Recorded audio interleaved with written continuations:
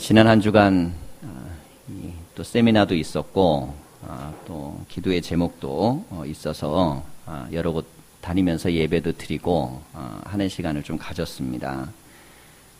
수요일 저녁에 제가 예전에 이제 부목사로 있었던 제천을 좀 가게 됐어요. 그곳에서 작은 산골 교회에 목회하는 목사님, 제게는 후배 목사님이지만 나이는 저보다 조금 더 있습니다. 그래서 이제 예배를 드려야 되니까 그날 점심에 만나서 식사도 하고 대화도 나누고 내가 오늘 그 교회 가서 좀 예배를 드려야겠다고 그랬더니 부담을 느끼는 거예요. 사실은 선배 앞에서 설교하는 게 쉬운 게 아니거든요. 그리고 오랜 동안 또 서로 만남을 가졌었기 때문에 이게 부담이 됐나 봐요. 그래서 설교는 저보고 하라고 그러고 안 할 거면 오지 말라는 거예요. 잘 데가 없어서 고민이 되는 거예요. 난 준비도 안 됐는데 어떻게 하냐고 그랬더니 그냥 평소에 하던 대로 하면 된다는 거예요. 평소에 내가 어떻게 하는지 자기가 어떻게 알아. 그래서 그날 본문을 사도행전 본문을 갖고 연합속회로 모인다고 하길래 그 예배 이제 설교를 함께 나눴습니다. 그 이제 본문의 내용이 오늘 본문이고 이 말씀을 똑같이 주일 설교를 준비하는 마음으로 함께 나눴어요. 근데 예배 시작하기 전에 8시 예배인데 이제 차량 운행을 나갔는데 1시간이 걸려서 운행을 하는 거예요. 그래서 많이 태우고 올 줄 알았더니 1시간 운행해서 2명을 태우고 온 거예요. 2명을. 제천 시내까지 다 돌아가지고 올 분들, 한 분이라도 더, 그럴 수 있잖아요. 그냥 가까운 데 가서 예배 드리라고 할 수 있는데, 이분들이 또 자기 재단을 사모하고 원하는 마음이 있으니까, 무려 1시간을 운행해갖고 2명이 왔어요. 이제 물론 가까운 곳에 있는 분들까지 하면 한 20명 남짓 이렇게 예배를 드렸습니다. 근데 제가 이걸 보면서 참 많은 생각을 했어요. 2명 데려오기 위해서 1시간 운행. 그럼 가는데 또 1시간이거든요. 그럼 서울까지 가는 거리예요. 잠깐 예배 드리는 시간을 위해서 앞뒤 시간을 그렇게 운행도 하고 또 예배도 드리고 시골에서 계신 분들이니까 다 농사 짓고 얼마나 피곤하겠어요. 그러니 예배 드리고 끝나면 9시에 끝나는데 집에 가면 10시 넘고 그런데 그들의 마음속에 이 예배당에 와서 예배 드릴 때 다 막 편안하고 행복한 얼굴들이 있는 거예요. 난생 처음 본 분들도 있죠. 앉아가지고 예배를 드립니다. 본문을 갖고 설교를 하는데 다 연실 아멘 아멘 하는 거예요. 내가 밖에만 가면 아멘을 잘 들어요. 안에서 잘 못 들어서 그렇지. 은혜를 받으시는 거예요. 여러분 언제 봤다고 그렇게 서로가 공감이 되겠어요. 뭐 그분들하고 말을 한번 섞어본 것도 없고 만남을 통해 갖고 서로 교류해 본 적도 없습니다. 그래도 우리가 예배라는 공동체 안에서 만나서 하나님에 대한 고백을 가지고 말씀을 증거하니까 전하는 사람이나 듣는 사람이나 똑같이 영적인 은혜와 교감이 있었어요. 사실은 대화를 나누고 한 건 아닌데 설교 내용에서 여러 가지 이야기를 좀 예를 들어서 이야기를 했습니다. 알고 봤더니까 이 교회가 가지고 있던 아픔과 상처와 어려움이 있었던 걸 제가 건든 거예요. 근데 나중에 끝나고 나서 알았어요. 끝나고 나서. 미리 알면 저는 웬만하면 그런 설교를 안 하거든요. 미리 알면 비껴가요. 비껴가는데 또 어느 때는 설교를 하다 보면 전혀 내가 모르는 것에 대해서 이야기했는데 그들에게는 중요한 답이 될 때도 있습니다. 하나님이 그렇게 응답하실 때가 있어요. 교회에 대한 이야기를 하고 성도들에 대한 이야기를 하고 다 다뤘는데 이게 교회가 얼마 전에 겪었던 그런 아픔이 있었던 부분을 말씀으로 탁 터치를 해준 거예요. 다른 분들과 이야기를 나누면서 사실은 이런 일이 있었다고 이런 어려움이 있었다고 난 몰랐다고 알았으면 그렇게 내가 민감하게 안 했을 텐데 근데 이분들이 그게 다 하나님 말씀으로 은혜로 다 받으신 거예요. 여러분 하나님의 말씀은 시간과 공간을 초월하여 우리의 인생의 답이 될 수 있습니다. 급속하게 준비해갖고 재단에 서갖고 전한 말씀이지만 이게 그 예배당과 공동체 안에 치유가 되고 응답이 되고 역사가 됐어요. 자, 무엇이 이걸 가능하게 했는가? 하나님과 우리 사이에 있는 영적인 통하는 능력, 이게 믿음이 이걸 가능하게 하는 거예요. 오늘 우리가 교회에 대한 이야기를 좀 나눌 겁니다. 신앙생활을 하는 우리가 다니는 교회는 어떤 것이 돼야 되고, 그리고 교회에서 신앙생활하는 우리의 삶은 어떤 삶이 돼야 될까? 이게 초대교회가 모범이고 모델이라고 하는 교회의 샘플이거든요. 우리가 신앙생활을 하는 건 하나님에게만 와서 예배를 드리는 행위가 아닙니다. 돌멩이 쌓아놓고 비는 분들이 있잖아요. 정한수 떠놓고 비는 분들이 있습니다. 그분들은 나무의식 하나도 안 하고 조용한 것 같아서 혼자 하세요. 혼자. 신과 내가 어떤 긴밀한 어떤 통함을 하기 위해서 시간도 구별하고 장소도 구별하고 혼자 홀로 있어가지고 한단 말이에요. 근데 우리는 그렇게 안 합니다. 우리는 함께 예배하고 더불어 예배합니다. 근데 성경에 보면 하나님께서는 둘 이상 땅 아래서 함께 기도하는 것에 응답하겠다고 하셨고, 교회는 공동체를 통해서 나가는 거고, 은혜도 교회를 통해, 만남을 통해 받습니다.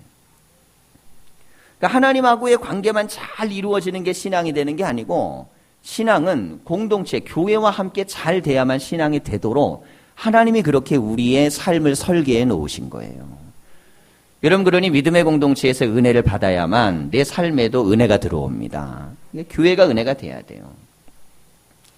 말씀의 순서를 좀 우리가 보면 사도들의 가르침을 받아 그랬어요. 자, 신앙생활에 있어서 첫 번째는 하나님의 말씀을 잘 배우는 겁니다. 잘 배우는 것. 오늘 새벽에 우리가 출애굽기 말씀을 했는데, 출애굽기 19장에 보면 18장이 이드로가 모세에게, 모세가 하루 온종일 힘들고 지치게 재판을 하니까 너 그러지 말고 사람들을 좀 세워갖고 지도자를 세워라. 그리고 하나님께 은혜를 구하고 잘 진행되도록 해라. 이렇게 얘기합니다. 자, 사람이 살아가면서 운영하는 많은 구조나 행정이나 시스템은 사람들이 그렇게 서로 협력하며 가면 되는 것들이에요. 근데 출애굽기 20장에 나오는 십계명의 말씀은 의논해서 결정하는 게 아닙니다. 그건 하나님이 명령하시면 지켜야 되는 거예요. 하나님하고 나하고 그냥 협의하는 것도 아니에요. 사람끼리 대화해서 결정하는 것도 아닙니다. 계명은 하나님은 선포하시고 우리는 지킬 때 복이 있어요.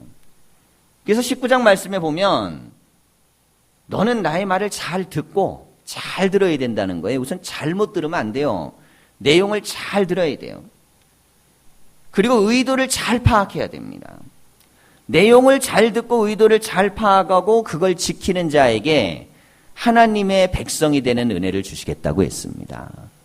여러분, 예배는 말씀을 잘 듣는 자에게 복이 들어갑니다. 잘 알아들어야 돼요. 잘 알아들어야 돼요.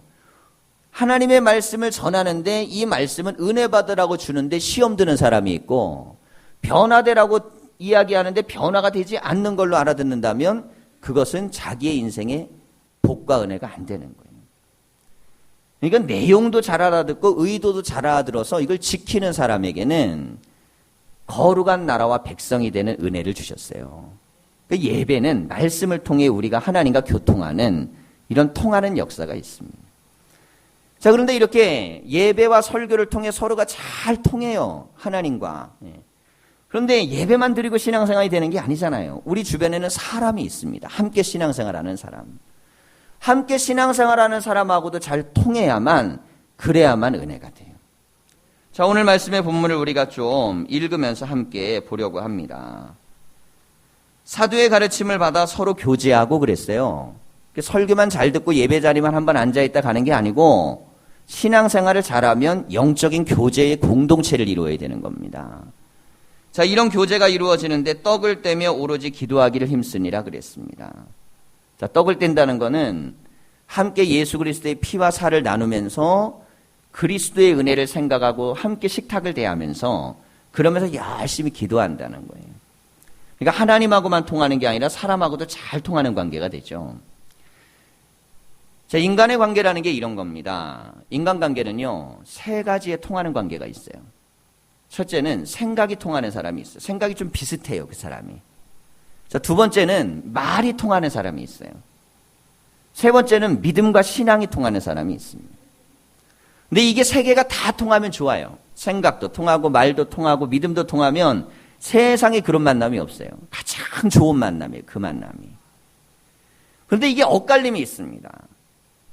두 사람을 보니까 생각은 비슷해요. 늘 생각하고 표현하는 거 보고 그러면 비슷해. 그런데 말이 안 통해요. 말이. 남들이 보면 아이고 뭐 똑같은 말 안 해. 서로 생각은 비슷한 것 같은데 당사자끼리는 말이 안 통하는 거예요. 여러분 이게 얼마나 힘들겠어요. 생각은 비슷한데 말이 안 통하는 거. 근데 관계라는 게 이런 겁니다. 나랑 잘 통하는 사람하고만 평생을 살면 여러분 얼마나 좋겠어요. 근데 어느 경우는 잘 통하는 사람은 잠깐 만났다 헤어져야 되고 어느 경우에는 안 통하는 사람하고 평생도 살아야 돼요. 그래서 통하는 문제가 그렇게 중요합니다. 근데 어떤 경우는 생각은 다른데 말이 잘 통하는 사람이 있어요. 둘이 아주 친해요. 친하긴 친한데 이 사람들은 경험도 다르고 생각도 다르고 가치관도 다르고 다 달라.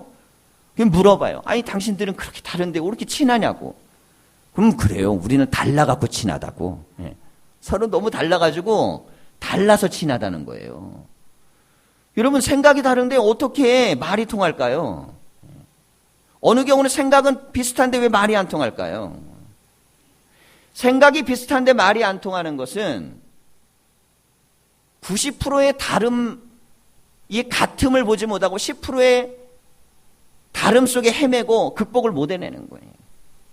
다 비슷한 것 같은데 약간 다른 걸 해결을 못 해내요. 반면에 말이 통하는 사람은 막 90%가 달라도 조금이라도 서로가 그냥 통할 수 있는 걸 가지면 그걸 가지고 만들어내는 거예요. 결국 통하고 안 통하고의 문제는 마음의 문제입니다. 상대방을 향한 내 마음이 얼마나 열려 있느냐가 핵심이에요. 근데 이게 하나님하고 우리 관계하고 사람과 사람 관계는 좀 차이가 있습니다. 하나님은 나만 마음을 열면 다 통하게 해주시는 분이에요. 나만 은혜 받기로 원하면 은혜 주시고 내가 기도하기로 원하면 응답해 주시는 거고 내가 마음을 열고 주님께 오면 하나님은 한량없는 은혜를 주세요. 근데 사람은 안 그렇습니다. 사람은 내가 마음 연다고 상대방 여는 거 아니고 내가 내 마음을 갖고 전심을 다한다고 그 사람이 그걸 다 이해할 수도 없죠. 그러니까 하나님과 우리 사이에서는 나만 하나님하고 통할 준비가 되면 되지만 사람과 사랑은 쌍방이 돼야 됩니다. 한쪽이 막혀버리면 소용이 없어요. 한쪽이 막혀버리면 쌍방 간 통행은 이루어질 수가 없는 거예요. 자, 근데 초대교회의 모습을 보면 이들이 사도의 가르침을 받고 교제하고 막 떡을 떼기에 힘쓰고 기도에 막 전심을 다하는데 보면은 하나님하고도 잘 통하고 사람하고도 잘 통합니다. 그러니 그런 상태가 되니까 이들에게 있는 게 뭐냐면 기쁨과 순전한 마음이 생기는 거예요. 이게 신앙생활이 기쁜 거예요. 그리고 자기 마음속에 항상 교회에 대한 신앙과 믿음에 대한 순전함이 있어가지고 하나님께 나오는 즐거움이 있는 겁니다. 제가 잠시간이지만 그분들에게 설교하고 예배 드리면서 서로가 참 많은 은혜를 받았어요. 그 먼 거리 그냥 힘들고 어려운데도 예배당 오려고 그러고 와갖고 예배 드리고 기도하고 탁 하는 모습을 보면서 감동도 됐고 그분들도 또 설교를 들으면서 은혜를 받고 여러분 말과 생각이 한 번도 섞어본 적 없어도 믿음이 같다는 것 속에 갖고 서로가 소통이 된 거예요. 예배 시간에. 근데 예배 시간에 한 번 소통되는 거하고 살면서 소통되는 건 또 틀립니다. 살아가면서 소통이 된다는 것은 쌍방 간에 서로가 믿음과 신뢰와 그리고 서로에 대한 영적인 은혜가 들어가 있어야 돼요. 자, 오늘의 말씀을 보면 초대교회가 어떻게 은혜의 공동체를 이루었는지를 우리에게 보여줍니다. 43절을 우리가 연이어서 보면 사람마다 두려워하는데 사도들로 말미암아 기사와 표적이 많이 나타나니 그랬습니다. 여러분 교회는 은혜가 있고 기도의 능력이 있어야 됩니다. 기도하는 능력이 많아져야 돼요. 기도 능력이 많아지면 기사와 표적이 일어나요. 기사와 표적들이 많이 일어나게 되면 사람들이 그걸 보고 아 저들에게는 하나님이 함께 하시는구나 라는 걸 느낀다는 겁니다. 여러분 우리가 믿음 생활을 하면서 우리 가운데 기사와 표적이 많이 일어나는 하나님의 역사와 능력이 나타나는 경험들이 있어야 됩니다. 그러려면 이 앞에 순서가 먼저 지켜져야 돼요. 사도의 가르침을 잘 받고 성도 간의 교제가 잘 이루어지고 기도에 힘쓰는 3단계를 잘 해야 기도의 응답이 나타나는 거예요. 이런 기도의 응답이 이루어지는 그 역사가 있어야 그때부터 우리의 삶의 은혜와 축복이 흘러들어옵니다. 오늘 이 자리에 우리가 예배할 때 성도 여러분 예배당에 오잖아요. 그러면 기쁨이 있으셔야 됩니다. 하나님을 믿으면 응답이 있어야 됩니다. 신앙생활을 하면 나에게 정말 하나님이 역사하시는 기사와 능력과 역사가 표현이 돼야 돼요. 믿음의 역사 가운데 그런 은혜를 다 추구하시기를 축원합니다. 자, 그런데 예배당이라는 공동체는 어떤 곳인가? 이 교회는요, 예배라는 건 이런 요소를 갖고 있습니다. 우리가 믿음이 다 똑같으니까 생각과 말도 다 통하면 얼마나 좋겠어요. 근데 사실은 예배는 그걸 다 이루어낼 수는 좀 없습니다. 우리가 중학교 아이부터 어르신들까지 예배 드리거든요. 근데 신앙생활 평생 하면서도요, 같은 교회 다니면서 인사도 제대로 한번 안 해본 분들도 있어요. 대화도 한번 안 섞어볼 수도 있고 그냥 지나가는 모습만 바라보고 살 수도 있습니다. 그냥 나는 예배당 와서 예배 드리고 설교 듣고 그걸로 내가 신앙생활이라고 생각하고 얼마든지 살 수 있어요. 자, 근데 신앙의 확장성은 어디에서 이루어지는 것이냐면 그 만남과 은혜가 넓어지는 데서 이루어지는 겁니다. 근데 이게 인위적으로 할 수 있는 게 아니에요. 자, 사람이 내가 누군가를 만나고 싶고 대화하고 싶고 함께하고 싶다. 그럼 그렇게 기쁨이 있어야 만나지는 거고요. 은혜가 돼야 그렇게 되는 거예요. 사람이 그런 거 아니겠어요? 믿음은 달라도 생각이 통하는 사람이 있고요. 말이 통하는 사람이 있어요. 오히려 교회 다니는 사람보다 안 다니는 사람하고 내가 더 가까운 경우도 많습니다. 그들하고 함께 있으면 대화하면 편해요. 그들하고 함께 있으면 생각이 서로 통하는 거예요. 그러면 믿지 않는 사람들과도 생각과 말이 통한다는 건 좋은 거죠. 근데 그 수준에 머물러 있는 걸 가지고는 우리가 은혜를 누릴 수는 없습니다. 믿음의 공동체 안에서 마음과 생각과 말이 통할 수 있는, 서로가 그 은혜들을 나눌 수 있고 함께 교감할 수 있는 그런 영역까지 우리가 넓어져야 돼요. 어린아이하고 어른을 한 5분 동안만 시간을 두고, 자, 지금부터 5분 동안 깊은 대화를 좀 나눠보세요. 이러면 어른하고 아이를 그렇게 붙여놓으면요, 5분 지나고 나면 관계가 깨져버려요, 그나마. 안 이루어졌던 관계는 그래도 약간의 이게 거리감의 존경심, 존중이라도 있는 건데 같이 붙여놓으면요, 서로 안 맞으면 그나마 있는 관계도 깨져버리는 거예요. 예배가 갖고 있는 강점이란 하나님과 함께 통하는 은혜가 있지만 우리가 서로 소통하는 데 있어서는 예배와 함께 교제가 있어야 되는 겁니다. 그래서 우리가 함께 만나는 속회라든지 선교회라든지 모임이라든지 이 영적인 교제를 할 수 있는 공동체들이 우리의 믿음을 성장시켜 주는 거예요. 자, 교회 생활도 마찬가지입니다. 믿음은 언제 크는가? 믿음은요, 예배당에서 말씀만 들을 때 크는 게 아니고 말씀 듣고 은혜를 함께 나눌 수 있는 사람이 있을 때 크는 거예요. 포럼을 하면서 1박 2일 동안 목회적으로 큰 또 영향력을 미치고 은혜를 끼치는 많은 분들, 목사님들의 간증을 좀 들었습니다. 제가 이제 교회에만 올인을 하면서 목회를 하면서 이제 다른 교회나 뭐 이런 이야기들 잘 그렇게 뭐 듣지 못하고 또 깊이 있게 관심 못 갖고 또 만나서 이제 교회에 대한 이야기를 하기가 쉽지 않아요. 목회자들끼리는. 그러니까 대부분은 그냥 이제 다른 이야기를 합니다. 왜냐하면 어느 교회는 좀 부흥하기도 하고 어느 데 안 되기도 하고요. 어느 때 규모가 있고 어디 아니고 그러기 때문에 만나갖고 서로 그런 얘기를 한다라는 게 부담이 돼요. 지방에서 같이 있으면 교회에 대한 이야기 뭐 이렇게 못 합니다. 자, 그런데 이제 그런 세미나나 이런 데 가면 그런 부담이 줄어들고 이제 서로의 목회에 대한 간증과 이야기들을 하는 거예요. 그런데 많은 은혜가 되는 거예요. 아, 하나님은 참 저렇게 저 목사님을 쓰시고 저 교회는 저런 은혜가 있고 저런 변화와 역사들을 체험하고 참 많은 기적과 은혜를 체험하는구나. 이게 막 각각의 사람들을 통해 가지고 그것이 저에게 들어오니까 제가 가지고 있는 은혜에 더 많은 것들이 이렇게 풍성하게 되는 것들을 느낍니다. 이런 목사도 그런데 교인들은 어떻겠습니까? 제단을 저는 365일 떠나지 않습니다. 항상 새벽부터 밤까지 예배당 근처에 있잖아요. 여러분, 그래도 그 은혜가 더 풍성하게 이루어지려면 나와 함께 은혜를 나눌 수 있는, 교제할 수 있는 영적인 그런 만남들이 있어야 돼요. 내 주변에 나에게 신앙에 대한 어떤 힘을 내주는 사람, 기도해주는 사람, 조언해주는 사람, 함께 은혜를 나눌 수 있는 그런 만남들이 중요하죠. 그래서 나만큼 은혜 받는 게 아니고요. 신앙은 주변에 있는 사람 은혜까지 내 걸로 만드는 거예요. 그래서 교회가 위대한 겁니다. 하나님은 내 수준만큼 변화되기를 원하지 않고 교회의 영적 수준만큼 내가 올려지기를 원해요. 그러니까 교회 전체적으로 은혜가 있어야 돼요. 자, 이렇게 기도에 대한 응답이 많이 일어나니까 믿는 사람이 다 함께 있어 모든 물건을 서로 통용하고 그랬습니다. 자, 하나님과의 관계가 좋아지고요. 성도들과의 관계가, 교제가 아주 기도 가운데, 은혜 가운데 좋아지면 그 다음에 나타날 현상이 뭐냐면 소유에 대한 관점의 변화가 일어난다는 거예요. 여러분, 소유가 뭡니까? 소유라는 거는 한계를 규정하는 겁니다. 이건 내 거, 이건 네 거, 이렇게 나누는 거거든요. 그래서 규정을 하는 거예요, 서로가.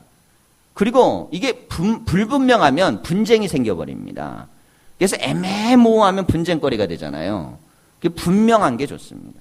근데 초대교회를 보면 은혜를 받고 나니까 서로에 대한 소유를 갖다가 막 통용을 하는 거예요.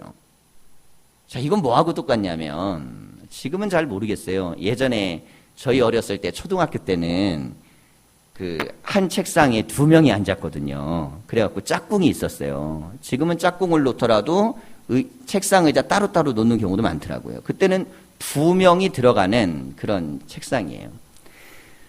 선생님이 돌아가면서 짝꿍들을 바꿔줍니다. 근데 이게 이제 어린 아이들이고 막 그런데 남녀를 같이 앉혀주는 경우들이 있어요. 그러면 막 그때는 이상했어요. 그 좋았어야 되는데 막 아닌 척하느라고 너 여기 넘어오면 큰일 난다 그러면서 금 딱 긋고, 예. 그리고 나서 지우개 넘어오면 너 잘라버린다 막 협박하고. 그 사실은 같이 한 책상에서 서로 잘 지내보라고 하는 건데 앉자마자 금을 거버리는 거예요. 근데 반면에 또 잘 지내는 애들이 있어요. 여러분, 생각해보면 한 덩어리에 둘을 앉게 한다는 건 서로가 서로 좋게 잘 지내갖고 서로 유익이 되라고 해준 거 아니겠어요? 근데 이걸 금을 딱 긋고 나면 그때부터는 신경 쓰이는 게 뭐냐면 옆에 애가 넘어오는지 안 오는지, 공부하다 말고 자꾸 신경이 쓰이는 거예요. 그런 거 갖고 많이 싸웠어요, 친구들끼리. 그냥 어려서 그랬는지 모르지만, 여러분도 혹시 그런 경험이 있을지 모르지만 작게는 우리 인생의 그런 경험이라는 것이 바로 우리의 인생의 하나의 단면입니다. 더불어 함께 사는 세상 속에서 서로가 통용하고 함께하면 얼마나 유익하고 좋아요. 지우개도 그냥 건너가면 같이 써주고, 연필도 건너오면 내가 쓰고, 집에 갈 때만 제자리 찾아주면 되니까. 근데 금을 딱 긋고 나면 그때부터는 신경 쓰이는 게 뭐냐면 금 긋는 게 신경 쓰이는 거예요. 금 긋는 게. 학생들이 고학년이 되면 될수록 체력이 많이 딸리게 됩니다. 그게 왜 딸리냐면 시간이 앞당겨지고 내가 이걸 해내야 된다는 목표가 가까울수록 스트레스를 받거든요. 공부하는 것만 힘든 게 아니고 그 압박이 힘듭니다. 압박이. 대부분은 스트레스를, 그 주변 환경의 스트레스를 받다가 노력하는 것만큼 결과가 안 나오는 경우가 허다합니다. 똑같은 시간이 주어져도 시간 안에서 스트레스를 많이 받는 사람이 효과가 적게 나오게 돼 있어요. 반면에 똑같은 시간에 스트레스를 덜 받는 사람은 반드시 좋은 결과가 나옵니다. 그러면 정말 중요한 것을 위해서 내가 에너지를 써야 되는데 불필요한 것에 스트레스를 받기 시작하면 그때부터는 본질을 잃어버려요. 은혜를 잃어버리는 거예요. 학생이 공부해야 되는데 내가 공부에 집중해야 되는데 며칠 남지 않았는데 내가 이거 한다고 될까? 이거 내가 푸는 거 안 나오면 어떡하지? 여러분, 이것만 계속 고민하면서 공부하는 애들이 있어요, 정말. 그렇게 공부하는 애는 이게 안 나오면 어떡하지라고 공부하는 애는 여기 집중 못 합니다. 그런데 그렇게 생각 안 하고 이 문제는 반드시 나올 거야, 이렇게 생각하는 아이는 설령 안 나오더라도 집중력이 좋게 돼 있어요. 결국 무엇과의 싸움인가? 인생은요, 자기의 마음과의 싸움입니다. 내가 어떤 마음을 가지고 영역을 정하고 어떤 범위를 갖고 살아가느냐에 따라서 결정돼요. 근데 이 마음이 내가 마음대로 움직일 수가 없잖아요. 그래서 하나님이 내 마음을 만져주셔야 되는 거예요. 하나님이 내 마음을 만져주셔서 하나님께서 내 안에 평화를 주셔야 되고, 하나님이 내 마음에 기쁨을 주셔야 되고 은혜를 주셔야 됩니다. 그게 내 안에 들어와서 나를 잠잠하게 만들어야 돼요. 잠잠하게. 예전에 우리는 학교 다닐 때, 뭐 중학교 때도 그렇고 예배당 끝나면, 학교 끝나면 꼭 교회를 들려서 기도하고 갔어요. 참 누가 가르쳐준 건 아닌데 선배들이 그렇게 하면 우리도 배워갖고 다 그렇게 했습니다. 뭐 30분씩, 1시간씩 기도도 하고 그랬거든요. 자, 그렇게 신앙생활을 하고 이게 기도를 하면 어떻게 되냐면 이게 막 사춘기가 격동이 심하잖아요. 그런데 기도하면서 마음의 평화를 찾는 거예요. 그리고 하나님이 나와 함께 하신다는 확신이 들면 주변부에 쓰여야 될 신경과 스트레스가 빨리 소멸돼 버리고, 그리고 급속도로 빨리 제자리를 찾습니다. 제가 고등학교 다닐 때는 하루에 2번씩 점심 저녁 먹는 시간에 성경 읽고 기도했거든요. 압박과 스트레스는 다 똑같죠. 대한민국 천지에 있는 모든 사람이 다 똑같습니다. 근데 점심 먹기 전에 압박받아도 기도하고 나면 풀려요. 말씀 읽고 기도하고 그러면 풀리면 저녁 공부하는 거예요. 저녁에 또 끝나고 나면 스트레스 받죠. 그러면 또 저녁에 또 기도하는 거예요. 그러면 나머지 시간 또 하는 거예요. 근데 이걸 3년 동안 그게 몸에 완전히 배다 보니까 그런 거예요. 남들보다 스트레스를 빨리 극복할 수 있는 훈련이 된 겁니다. 여러분, 인생을 살아가면서 사람이요, 본질적인 문제보다는 비본질적인 것 때문에 헤매거나 방황하거나 무너지는 경우들이 허다합니다. 근데 이걸 해결할 수 있는 것이 무엇인가? 하나님의 은혜가 들어와야 돼요. 하나님의 은혜가 들어와서 정말 나에게 지금 목표를 향해 해야 될 것들, 바라야 될 것들을 향해 나아가야 됩니다. 그래서 예배는 그 은혜가 있는 거고, 교제는 그것을 위해 존재하는 거예요. 우리가 하나님의 교회에서 예배하고 하나님 앞에 영적인 교제를 나누면 우리의 신앙은 미래를 향해 나아가야 됩니다. 목표를 향해 나아가야 되고 응답을 향해 나아가야 돼요. 그렇게 하나님이 우리를 세우시는 거예요. 예배와 내 삶과는 어떤 관계인가? 정빌의 관계입니다. 내가 하나님께 가까이 오면 올수록 내 인생은 하나님 앞에서 뿐만 아니라 세상 앞에 승리자가 되는 거예요. 내 마음을 만지시기 때문입니다. 내 마음. 자, 내 마음을 만지신 하나님께서 은혜를 주시면, 그러면 나만 주는 게 아니라 상대방도 준 거예요. 그랬더니 막 서로가 물건을 통용하고 하는데도 아깝지가 않은 거예요. 그러니까 이 통용하는 것들이 서로에게 유익이 되고 좋은 거예요. 사람이 마음이요, 옹색해지기 시작하면 그때부터는 아무리 가까운 사람도 그때부터는 선 긋고 금 긋고 갈라지게 돼 있어요. 은혜가 되고 좋아야만 서로 통용하는 겁니다. 신앙은 그래서 우리에게 하나님 안에서 그런 영적인 교제를 나누도록 공동체를 만들어 주신 거예요. 교회가 존재하는 이유는 이렇게 서로 통하고 나누고 함께 하라고 만들어 주신 겁니다. 자, 그러면서 또 재산과 소유를 팔아 각 사람의 필요를 따라 나눠주며 그랬어요. 자기 재산이 아깝지 않은 사람이 어디 있겠습니까? 자기 재산은 다 내가 최선을 다해 모은 것만큼 아까워요. 근데 은혜를 받으니까 이분들이요, 자기가 가지고 있는 재산이 아깝지가 않은 거예요. 이게 이제 우리가 예배 끝나고 나면 커피도 한 잔씩 나누고 막 이렇게 하잖아요. 예, 베푸시고. 사람은요, 내 마음만큼 베풀 수 있는 거예요. 물질만큼 베푸는 게 아닙니다. 물질 어쩔 수 없죠. 한계가 있는 거니까. 근데 물질이 많아도 베푸는 게 그냥, 이거 하나 베푸는 거 인색해갖고 전혀 못하는 분이 있고요. 참 이분은 넉넉한 것 같지 않으면서도 참 베푸는 거나 이런 걸 보면 잘하는 분이 있어요. 이게 소유의 넉넉함에 있는 게 아닙니다. 마음의 넉넉함에 있는 거예요. 근데 마음의 넉넉함에 있는 분들은 이런 거예요. 내가 상대방들에게 잘 베푸는 사람들은 남이 나에게 안 베풀어도 서운하지 않아요.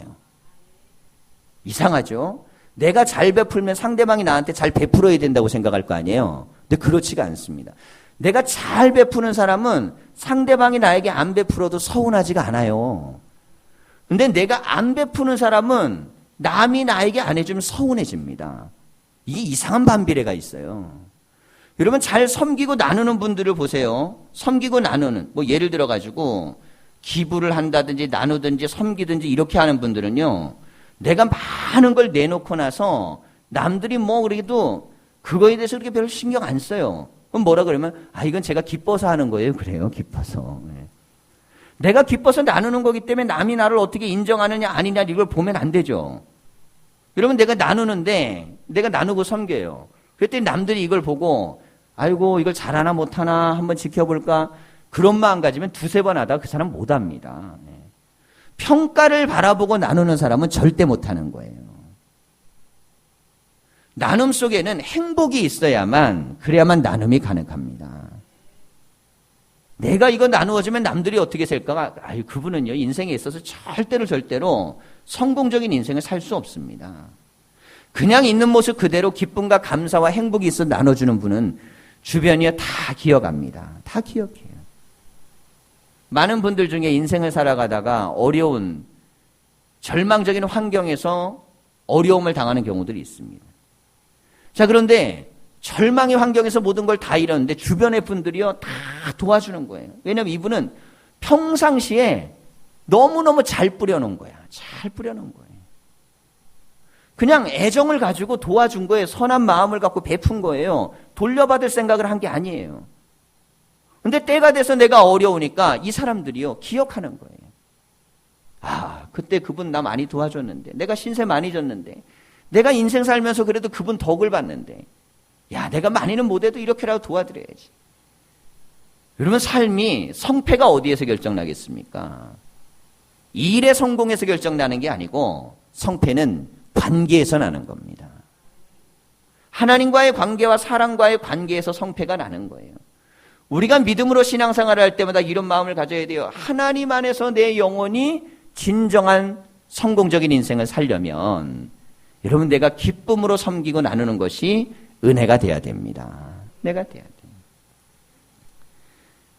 자, 이렇게 서로의 것들을 팔아갖고 나눠줄 정도 되니까 이게 상대방들이 얼마나 감동과 기쁨이 되겠어요. 그러면서 날마다 마음을 같이하여 성전에 모이기를 힘쓰고, 왜 교회 오는 게 예배당 오는 게 너무 좋은 거예요. 자꾸 오는 거예요.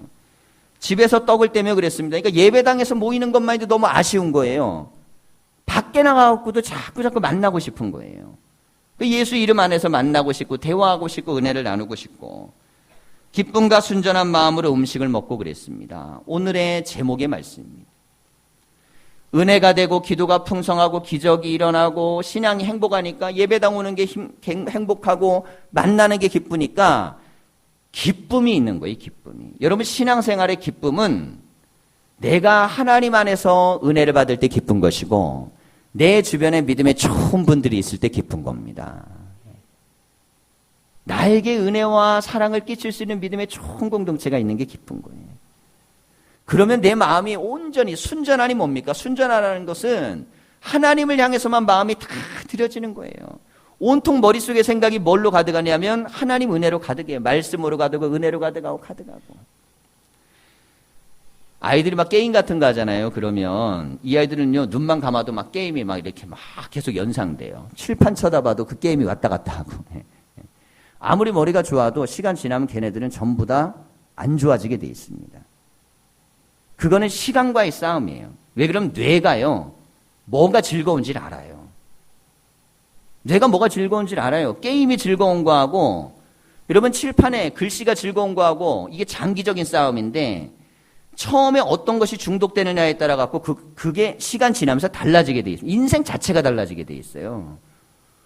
그러니까 내가 좋고 즐거운 게 감각적인 거고 즉흥적인 거고 이런 사람들은요 이게 안 되면 막 견디지 못합니다. 힘들어해요. 그리고 막 폭력적으로 거칠어지고 강해지고 그럽니다. 하지만 하나님의 말씀이 즐겁고 내가 하는 것들이 공부를 하는 학생이라면 칠판을 보는 게 즐겁고 내가 누군가에게 공부하는 게 배우는 게 즐거우면 시간이 지나면 그 사람은 변화가 되게 돼 있어요. 신앙도 마찬가지입니다. 신앙생활도 예배와 기도와 은혜 받는 게 항상 내 마음에 가득해 있어야 돼요. 머릿속에 가득한 것이 은혜여야 됩니다. 은혜로운 생각이 가득해야 돼요.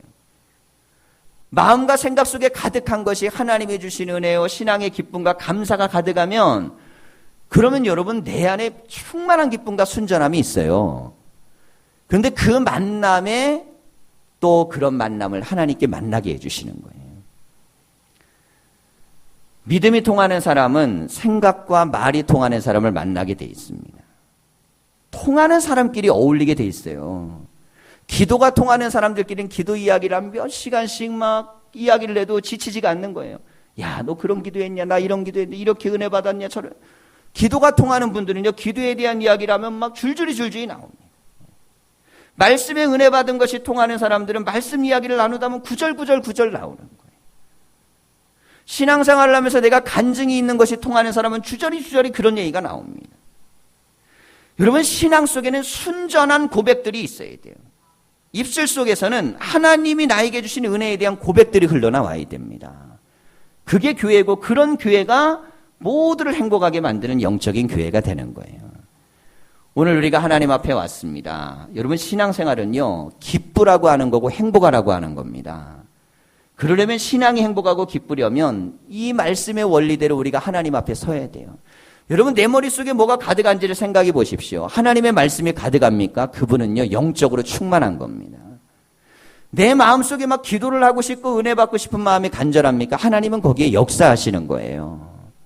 내가 예배당을 통해 하나님의 은혜를 갈망하면 주님이 역사한다는 믿음이 내 안에 불타고 있다면 주님이 그 길을 여시는 겁니다. 하지만 내 머릿속에 무엇이 담겨있고 내 마음속에 신앙이 아닌 것들이 섞여져 들어왔다면 여러분, 내 영혼이 파괴되는 거예요. 초대교회가 영적인 능력을 행할 수 있었던 이유는 하나님의 말씀과 기도에 힘입어 거룩한 교회 공동체를 만들어가면서 이 공동체가 은혜가 가득 넘치니까 이게 뭐 사랑이 넘치고 교제가 넘치고 소유도 서로 통용하고 있는 거 팔아서 나눠주고, 여러분, 그런 교회를 왜 안 다니겠어요? 안 그렇겠습니까? 여러분, 그 정도 된다 그러면 사람들이 어떻게 교회를 안 다닐 수 있겠어요? 여러분, 우리 교회가 그런 교회가 된다면 왜 이 지역에 있는 사람들이 교회를 안 나오겠습니까? 교회는 교회다워야 사람들이 교회를 오는 거예요. 교인은 교인다워야 사람들을 전도할 수 있는 겁니다. 그러니 말씀과 기도와 은혜에 대한 이 목표가 분명하여 이 신앙과 은혜 가운데 우리가 거하면, 여러분, 성령이 충만하면 마지막 결론입니다. 하나님을 찬미하며 온 백성에게 칭송을 받으니 주께서 구원받는 사람을 날마다 더하게 하시니라 그랬어요. 억지로 해서가 아니고 은혜가 되니까 사람들이 이런 좋은 데를 왜 안 가겠어요? 이렇게 기쁨이 있고 감사가 있고 교제가 있고 어려운 사람 도와주고, 자, 이것이 자기들의 인생의 모든 거라고 생각하는 사람들만 모여 사는 공동체인데 어떻게 이곳에 사람들이 들어가지 않을 수 있겠습니까? 여러분, 교회가 전도지를 만장을 뿌려갖고 전도하는 거, 수많은 방식을 통해 갖고 전도를 다니는 거, 여러분, 그걸 가지고 세상을 바꾸지 못합니다. 요즘 같은 경우는 그거 들고 나가면 욕 먹어요. 구원파하고 헷갈려가지고 믿지도 않아.